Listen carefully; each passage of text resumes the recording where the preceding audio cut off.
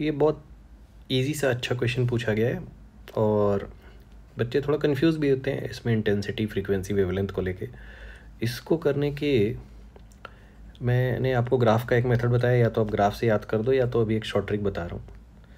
Graph क्या चीज़ थी, ऐसा और एक ऐसा ग्राफ था, ठीक है। तो हमने देखा था कि जब आप इंटेंसिटी बढ़ाते हो तो ग्राफ ऊपर शिफ्ट होता है। यह है current versus voltage graph. Current versus voltage मतलब इंटेंसिटी बढ़ाने से करंट बढ़ती है, और अगर जब आप फ्रीक्वेंसी बढ़ाते हो तो ग्राफ इधर की तरफ शिफ्ट होता है। ये फर्स्ट फ्रीक्वेंसी है, सेकंड फ्रीक्वेंसी है, तो आप लिखते हो second is more than first, और यही होता है स्टॉपिंग पोटेंशियल V01 V02। तो या तो ये ग्राफ आपके दिमाग में होना चाहिए, इंटेंसिटी बढ़ाने से ग्राफ ऊपर चला गया, फ्रीक्वेंसी बढ़ाने से ये पोटेंशियल में चेंज आ गया, लेफ्ट में शिफ्ट हो गया थोड़ा। या एक और शॉर्ट ट्रिक मैंने बताया था, I for intensity, I for current, V equal to IR Ohm's law में I फॉर करंट शो करते हो आप, ठीक है। ये करंट वाला है I, और जो बच गया इंटेंसिटी के साथ और क्या चीज़ होती है, यहाँ फ्रीक्वेंसी होती है। यहाँ पे आ जाएगा, वो वोल्टेज को डिसाइड करेगा, या वोल्टेज इसके कारण चेंज होता है। तो दो ही चीज़ें इधर ओम्स लॉ में जैसे आप पढ़ते हो, V इक्वल टू IR, एक वोल्टेज होता है, एक करंट होती है। इधर इंटेंसिटी और फ्रीक्वेंसी है। एक और बात कि जेई में अगर मेंशन नहीं है इंटेंसिटी किस फैक्टर से चेंज हो रही है, तो हम देखते हैं नंबर ऑफ फोटोन। वैसे तो देखो INHF होता है, जो एक वीडियो मैंने एक्सप्लेन भी किया है। N क्या होता है, number of falling photons per unit area per unit time. तो बेसिकली जब जेई में I इज़ इंक्रीज लिखते हैं ना, तो इसका मतलब वो N इंक्रीज कर रहे हैं, क्योंकि I तो दो चीज़ों से इंक्रीज हो सकता है, N से और F से, नंबर ऑफ फॉलिंग फोटॉन और फ्रीक्वेंसी से।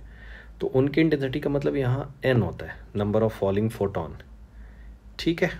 तो ये हो गए लर्न करने के ट्रिक कि भाई I फॉर इंटेंसिटी और I फॉर करंट है, ठीक है। अब हम लोग इसको सॉल्व करते हैं। फिर दूसरा मेथड भी मैं आपको बता रहा हूँ।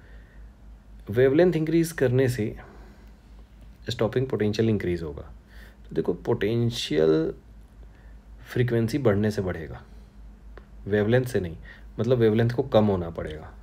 तो अगर यहाँ डिक्रीजेज लिखा होता तो आंसर सही होता, इन दोनों में से कहीं एक जगह डिक्रीज लिखा होता तो आंसर सही होता, मतलब फर्स्ट तो रॉन्ग है। अब आते हैं सेकंड पे, increase with the increase in the intensity.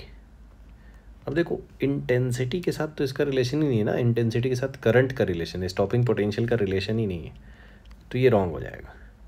उसके साथ चेंज ही नहीं होता है जब तक आप फ्रीक्वेंसी चेंज नहीं करोगे, ठीक है। अब क्या लिखा हुआ है, 1/E times the maximum kinetic energy. तो ये तो इसकी डेफिनेशन ही होती है। क्या डेफिनेशन होती है कि भाई यहाँ पे सपोज करो एक कोई मेटल सरफेस थी, यहाँ से फोटोन आया और इलेक्ट्रॉन बाहर निकल गया। तो ये जो मैक्सिमम काइनेटिक एनर्जी इलेक्ट्रॉन को मिल सकती है, वो क्या मिल सकती है, फोटोन की एनर्जी माइनस वर्क फंक्शन। अब इसी के मैक्स को जब आप EV0 लिखते हो, EV0, तो ये जो स्टॉपिंग V0 है स्टॉपिंग पोटेंशियल बन जाता है। क्यों ऐसा करते हैं, क्योंकि अगर आपने एक पोटेंशियल लगा के, बेसिकली रिवर्स पोटेंशियल लगा के मैक्सिमम काइनेटिक एनर्जी वाले इलेक्ट्रॉन को अगर रोक दिया आपने, तो बेसिकली सबको रोक दिया है, सारे इलेक्ट्रॉन्स को।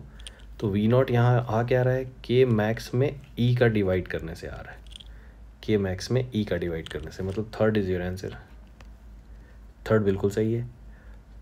तो अगर आपकी डायरेक्ट नज़र थर्ड वाले में पड़ जाती है तो देख के तो ऐसे ही आपको पता चल जाएगा कि ये आंसर है। अदरवाइज मैंने बाकी ऑप्शंस भी यहाँ एक्सप्लेन कर दिए। फोर्थ भी देख लेते, decreases with the increase in the intensity of light. तो फिर इंटेंसिटी से तो इसका रिलेशन ही नहीं है ना, इंटेंसिटी का फोटो करंट से रिलेशन है। तो इंटेंसिटी आप कुछ भी करो, बढ़ाओ कम करो, कुछ भी करो, उससे कोई फ़र्क नहीं पड़ेगा उसको। So again I am saying here intensity means number of falling photons, ठीक है।